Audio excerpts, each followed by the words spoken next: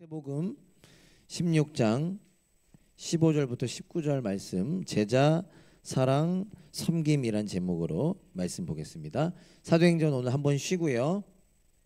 마태복음 16장 15절 19절 제가 이렇게 절절 다 말씀 전하지 못하고 오늘은 좀 나누고자 합니다. 마태복음 16장 15절부터 19절 다 같이 한 목소리로 함께 새번역 버전입니다. 읽겠습니다. 시작. 예수께서 그들에게 물으셨다. 그러면 너희는 나를 누구라고 하느냐? 시몬 베드로가 대답하였다. 선생님은 살아계신 하나님의 아들 그리스도십니다.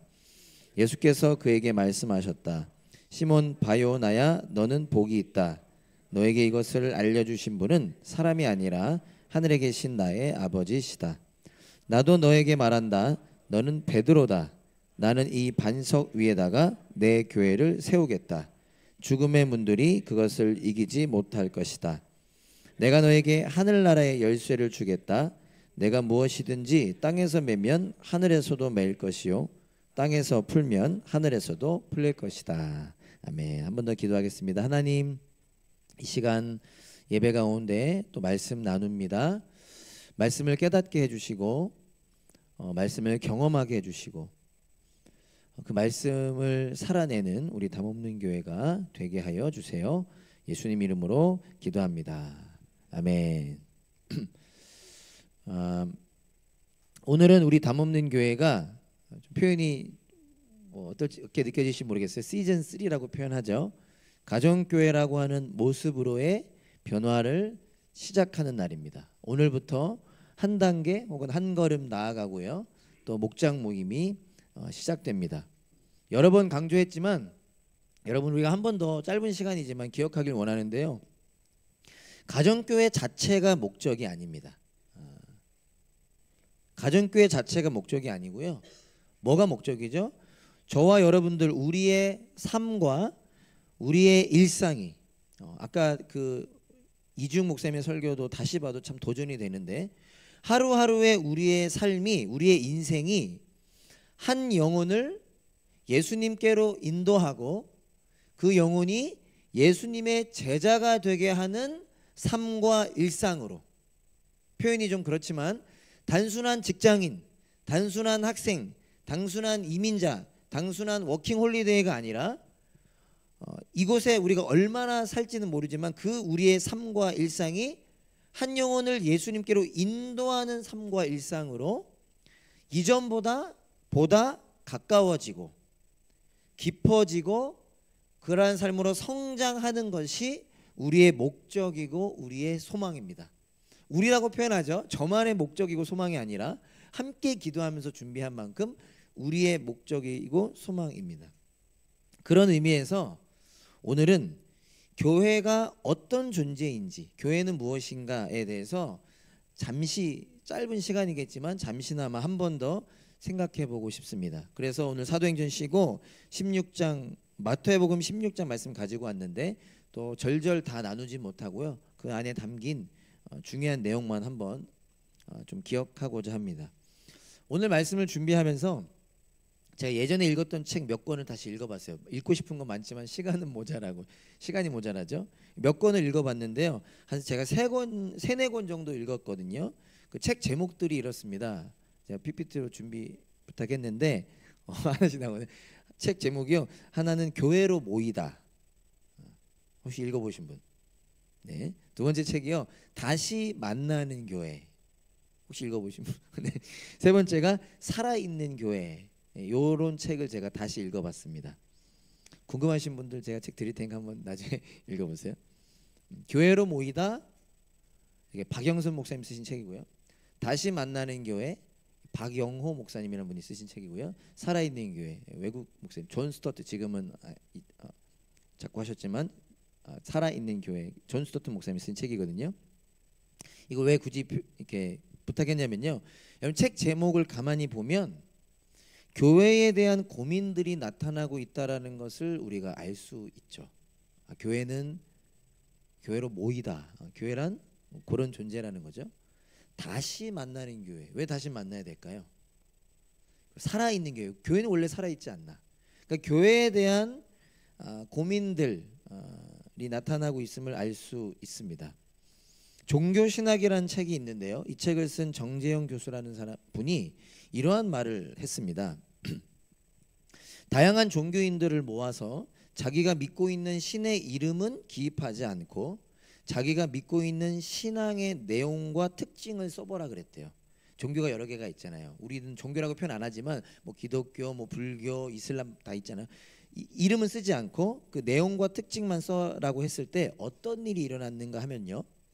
자기들이 믿고 있는 신에 대한 이미지나 생각들, 신앙의 내용들이 가장 닮아 있는 경우가 재미있게도 물론 특정 인물들에게서 조사한 거겠지만 기독교와 불교였다고 해요.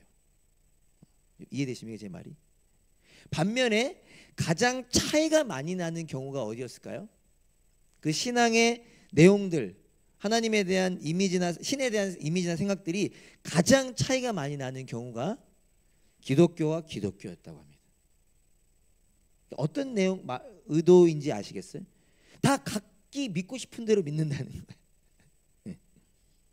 적어도 다른 종교는 그렇진 않은데 이 기독교가 예수님 믿는 신자들끼리 자기 속에 있는 하나님에 대한 생각, 신앙이라고 하는 생각이 제각각이라는 거예요.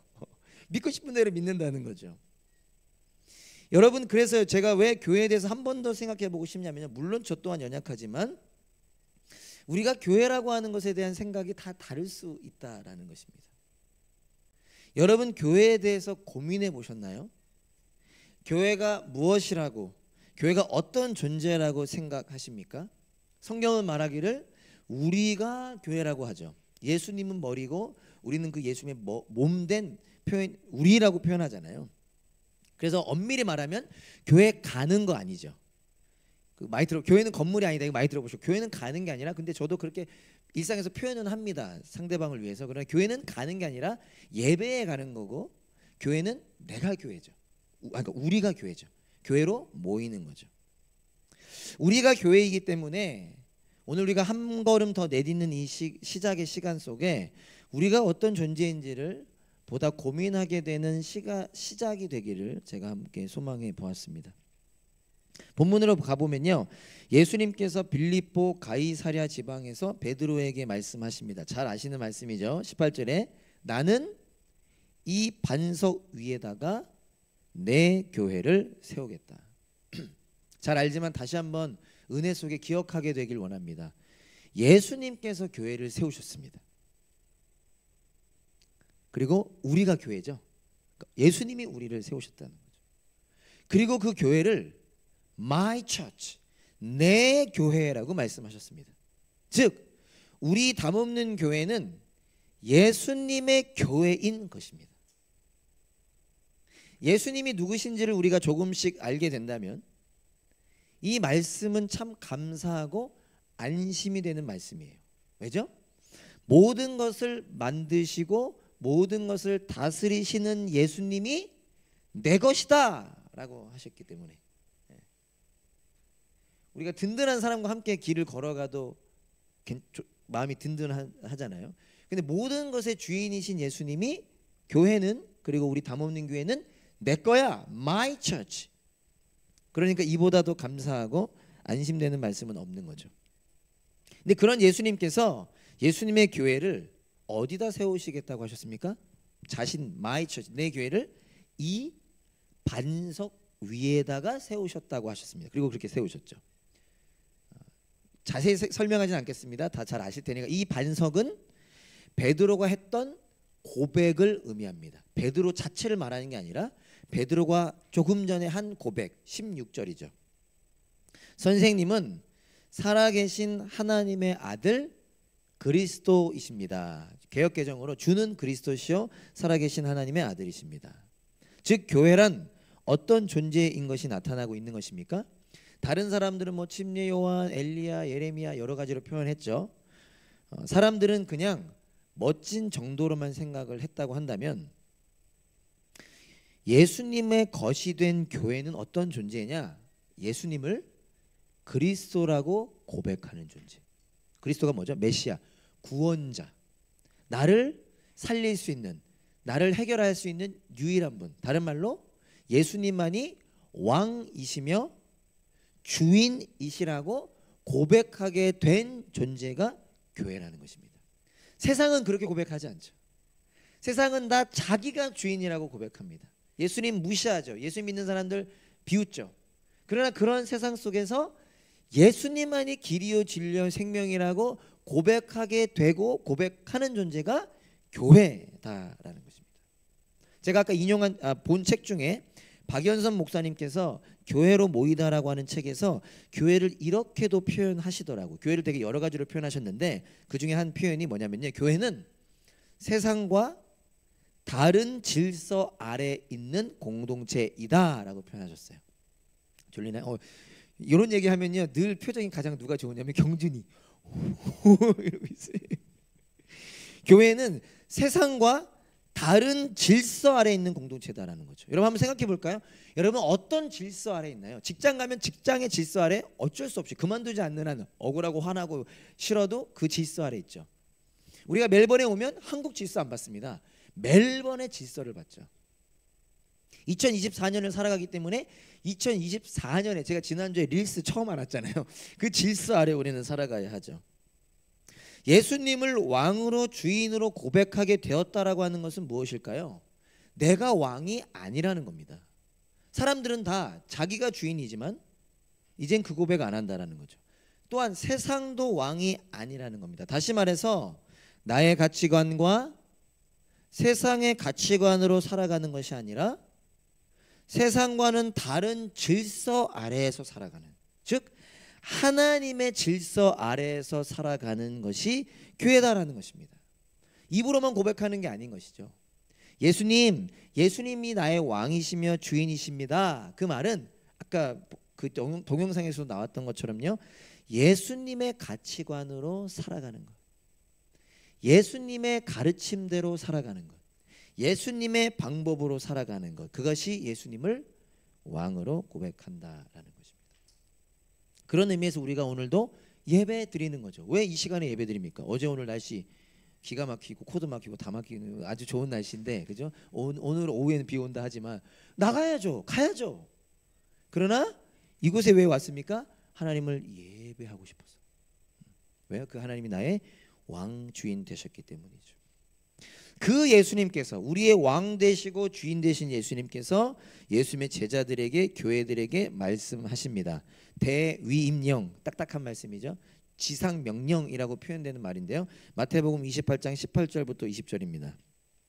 제가 한번 읽어볼게요. 여러분 잘 아시는 말씀이죠. 이것도 왕이신 주인이신 예수님이 제자들에게 하신 이 땅에서의 마지막 말씀이죠. 예수께서 다가와서 그들에게 말씀하셨다. 나는 하늘과 땅의 모든 권세를 받았다. 지금 예수님이 누구신지를 한 번 더 말씀하신 겁니다.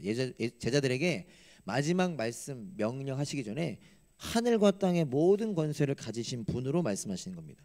그러므로 너희는 가서 모든 민족을 제자로 삼아 아버지와 아들과 성령의 이름으로 침례를 주고 내가 너에게 명령한 모든 것을 그들에게 가르쳐 지키게 하여라. 보아라, 내가 세상 끝날까지 항상 너희와 함께 있을 것이다. 아멘. 하늘과 땅의 모든 권세를 가지신 분, 즉 모든 것을 만드시고 다스리시는 유일한 왕 되신 예수님께서, 근데 그 예수님이 누구의 왕이 되신 거예요? 우리의 왕, 나의 왕, 우리 담음린 교회의 왕, 킹왕짱. 그 예수님께서 우리에게 하신 마지막 말씀 명령은 모든 민족을 제자로 삼아라입니다. 경준아, 모든 민족을 제자로 삼아라. 안타깝게도 12월에 군대 갈 계획을 세우고 있는데 군대 왜 가는 거예요? 모든 민족을 제자로 삼아라. 한 영혼이 구원을 받고 제자가 되게 하는 삶으로 우리 담없는 교회는 부름 받은 것입니다. 이전에는 아니었어요. 그러나 예수님을 만나게 되고 믿게 되면서 세상과는 다른 질서, 그 하나님의 질서 아래 하나님 말씀하시는 거죠. 한 영혼을 예수님께로 인도하라. 이 말씀을 사도행전에서는요 좀 다르게 표현하십니다. 이렇게 표현하십니다. 사도행전 1장 8절, 다 외우신 말씀일 텐데 세 번역이니까 다 같이 한번 읽어보겠습니다. 다 같이 시작. 너희는 능력을 받고 예루살렘과 온 유대와 사마리아에서 그리고 마침내 땅 끝에까지 이르러 내 증인이 될 것이다. 예수님 말씀은 다 연결되어 있는데 좀 다르게 표현됩니다. 마태복음에서는 가서 모든 민족을 제자로 삼아라 라고 말씀하시는데, 사도행전 1장 8절에서는 뭐라고 말씀하시죠? 내 증인이 되라 라고 말씀하세요. 땅끝까지. 땅끝은 똑같잖아요. 즉 우리가 다시 알지만 기억하기 원하는 것입니다. 누군가를 제자가 되게 한다라고 하는 것은, 다른 말로, 물론 거기에 숨지는 않아야 될 텐데, 누군가에게 예수님을 나타내는 예수님의 증인이 되는 것이기도 하다라는 것입니다. 이 뉘앙스는 좀 다르죠. 땅끝까지 가서 모든 민족을 제자로 삼는 건 동시에 땅끝에서 누군가에게, 모든 민족에게 예수님을 나타내는 예수님의 증인이 되는 것이기도 한다는 것입니다. 그렇다면 우리가 해야 되는 질문은 뭘까요? 어떻게 하면 예수님을 나타낼 수 있느냐라는 것입니다. 증인은 물론 증언도 하죠. 예수님을 말하는 것입니다. 복음을 말하기도 하면서 또한 삶으로 드러내면서 나타내는 거잖아요. 어떻게 하면 나타낼 수 있냐라는 것입니다. 예수님께서 요한복음에서 예수님의 제자들에게 이렇게 말씀하시죠. 요한복음 13장 34절 35절. 이것도 여러분 너무나 잘 아시는 말씀인데, 이제 나는 너희에게 새 계명을 준다. 서로 뭐 하래요? 서로 사랑하여라. 너무 잘하는 거죠 우리가. 내가 너희를 사랑한 것 같이 너희도 서로 사랑하라. 너희가 서로 사랑하면 모든 사람이 그것으로써 뭐래요? 너희가 내 제자인 줄을 알게 될 것이다. 여기에 정답이 나와 있습니다. 예수님이 제자 삼으래요. 다른 말로 증인이 되래요. 예수님을 나타내래요. 그래서 어떻게 나타냅니까? 눈에 보이지 않는데, 보여달라 해도 보여줄 수가 없는데, 예수님 말씀하십니다. 너희가 서로 사랑하면 모든 사람이 너희가 내 제자인 줄을 알게 될 것이다. 우리가 서로 사랑하면요, 그 시작은 중요합니다. 뭐죠? 서로 제자들에게 하신 말씀이잖아요. 우리 교회인 우리가 서로 사랑하면. 담없는 게 예전에 별명이 뭐였다고요? 담 있다, 밥 없다. 그래서 관심 없다 뭐 이건데, 그게 아니라 서로 사랑하면 사람들이 이들이 예수님의 제자이구나, 예수님을 보게 되고 알게 된다라고 말씀하시는 겁니다. 그래서 예수님께서 주신 새 계명 명령이 뭐라고요? 서로 사랑하라. 사랑하는 여러분, 오늘이 담없는 교회 시즌 3의 시작이라고 표현하는데, 서로를 사랑하기에 더욱 힘쓰는 시작이 되기 원합니다. 그리고 이제 여러분들이 물론 시간에 따라 좀 단계적으로 가게 되겠지만, 여러분들이 목장에다 속하게 되셨잖아요. 목장의 목원들 서로를 사랑하고자 힘쓰는 시작이 되기를 소망합니다. 옆 사람이 한번 고백해 볼까요? 서로 사랑합시다. 네, 사랑하기에 힘씁시다. 네. 여러분, 그럴 때 우리 담없는 교회가 예수님을 나타내는 교회가 되어질 것입니다. 제가 또 읽고 있는 책 중에 하나가 새가족반이라고 하는 책입니다. 이 새가족반이라는 책에서 이정규 목사님이라는 분이 이런 말을 하시더라고요. 저에겐 되게 다가왔는데 여러분들에게 어떻게 될지 모르겠습니다. 이렇게 말씀하시더라고요. 서로 사랑하라라는 계명은 예수께서 주신 또 다른 행복한 선물입니다. 뭐라고요? 서로 사랑하라는 건 의무와 책임과 명령이 아니라는 거예요. 목사님 또 사랑하라네. 큰일 났네. 이거 어떡하지? 옆 사람 어떻게 사랑하지? 경준이가 수염을 자르면 좀 사랑할 수 있을 것 같은데, 뭐 이런 생각하실 수 있지만, 이분은 뭐라고 하냐면, 저는 되게 신선했거든요. 서로 사랑하라라고 하는 계명은 예수님이 주신 계명이니까 또 다른 행복한 선물이래요. 하나님께서 우리를 사랑하신다는 소식은 기쁘고 행복한 선물인 반면, 서로를 사랑해야 한다는 소식은 힘든 의무이고 고통이라고 생각하지 마십시오. 인간은 사랑을 받기만 할 때 행복한 존재가 아닙니다. 사랑해야 할 대상을 발견하여 그 대상을 향해 온 열정과 시간과 에너지를 쏟을 때 비로소 살아있음을 느끼는 존재입니다. 이게 하나님이 인간을 그렇게 창조하셨다는 거예요. 여러분, 우리가 이것을 경험하게 될 것입니다. 사랑하고자 할 때 그때 우리가 더 은혜를 누리게 될 것입니다. 한 가지 중요한 것은요, 그냥 서로 사랑하라가 아니라는 것입니다. 제가 결혼 주례 할 때마다 하는 얘기 중 하나거든요. 남편이 아내 안 사랑하는 사람 없어요. 아내가 남편 안 사랑하는 사람, 문제는 뭐라고? 자기 마음대로 사랑해. 자기 방법으로, 자기가 살아온 대로 사랑해. 그러니까 부부싸움 하는 거예요. 에베소서에서 그렇게 사랑하라고 안 하셨잖아요. 그죠? 예수님이 하신 것까지 마찬가지입니다. 서로 사랑하는 말씀도 뭐라고 말씀하세요?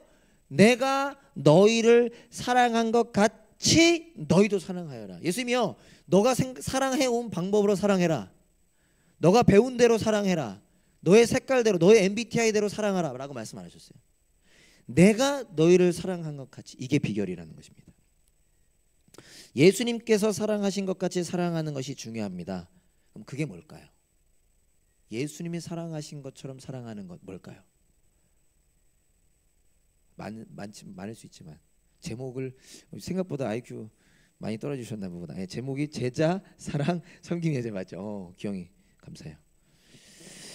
바로 섬김입니다.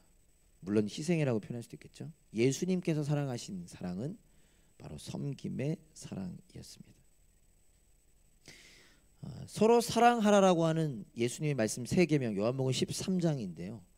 13장을 시작하면서 요한복음을 기록한 요한은 예수님을 이렇게 표현합니다. 예수님께서 세상에 있는 자기의 사람들을 사랑하시되 끝까지 사랑하셨다. 그러면서 기록되는 장면이 뭐냐면요, 끝까지 사랑하심에 이어지는 장면이 뭐냐면요, 예수님께서 제자들의 발을 씻어주시는 장면입니다. 발을 씻는 일은 누가 원래 했던 일이라고요? 종 중에서도 가장 낮은 종. 그런데 가장 높으신 분이, 아니 유일하게 높으신 분이 가장 낮은 종이 하는 일을 행하고 계신 것입니다. 예수님의 사랑이 어떤 사랑인지를, 섬김과 희생의 사랑임을 보여주고 있는 것이죠. 마가복음 10장 45절 제가 읽어보겠습니다. 인자는 섬김을 받으러 온 것이 아니라 뭐하러 오셨대요? 섬기러 왔으며. 그 섬김의 끝이 무엇입니까? 많은 사람을 구원하기 위하여 치를 몸값으로 자기 목숨을 내주러 왔다. 예수님의 삶은 시작부터 끝까지 섬김이었습니다. 인간으로 오셔서 마구간에서 태어나신 것 자체가 희생이요 섬김이었죠. 그리고 그분이 지신 십자가 섬김이었죠. 오늘 처음 함께 읽은 본문 마태복음 16장으로 돌아가면요, 예수님께서 베드로에게 말씀하시기를 그 베드로의 고백 위에 예수님의 교회를 세우시겠다고 말씀하셨잖아요. 그 말씀 이후에 예수님께서 제자들을 가르치시거든요. 근데 그 가르침의 내용이 전부 다 섬김과 관련되어 있습니다.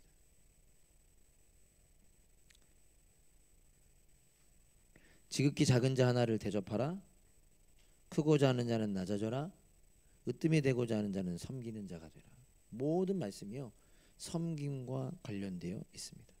즉 무엇이죠? 억지로 섬기라는 얘기가 아닙니다. 나라가 바뀌었다는 거예요. 살아가는 나라가 바뀌었다라는 거예요. 살아가는 삶의 내용이 바뀌었다라는 것입니다. 나라고 하는 사람의 존재, 우리라고 하는 사람들의 존재가 바뀌었다라는 것입니다. 흑암의 권세에서 그의 사랑의 아들의 나라로 옮겨졌잖아요. 이전 것은 지나갔으니 보라 새 것이 떴다. 새로운 존재가 된 것이죠. 부와 힘을 위해 살아가는 것 아니라, 부와 힘으로 살아가는 것이 아니라 영원과 영혼을 위해 사랑과 섬김으로 살아가는 존재로 바뀐 것입니다. 그게 교회라는 것입니다. 말씀을 마치겠습니다. 에베소서 2장 10절 우리 다 같이 한번 읽어보면 좋겠습니다. 2장 에베소 오늘 다 같이 하는데 에베소 2장 10절 시작.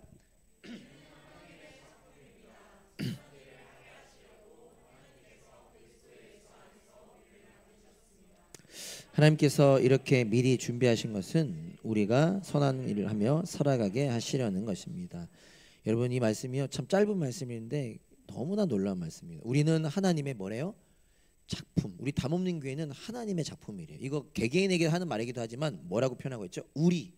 에베소 교회에 보낸 편지잖아요. 우리는 하나님의 걸작품이래요. 영어로는 네, 그거죠. 예. 근데 그 우리가 어떻게 작품이 됐나? 선한 일을 하게 하시려고 하나님께서 그리스도 예수 안에서 우리를 만드셨다는 것입니다. 여러분 우리가 섬김으로 살아갈 수 있는 이유는 우리의 힘과 우리의 의지로는 섬기며 살아갈 수 없죠. 특히 이 세상에서 섬기며 살아간다? 그보다 바보 같은 일이 어디 있습니까?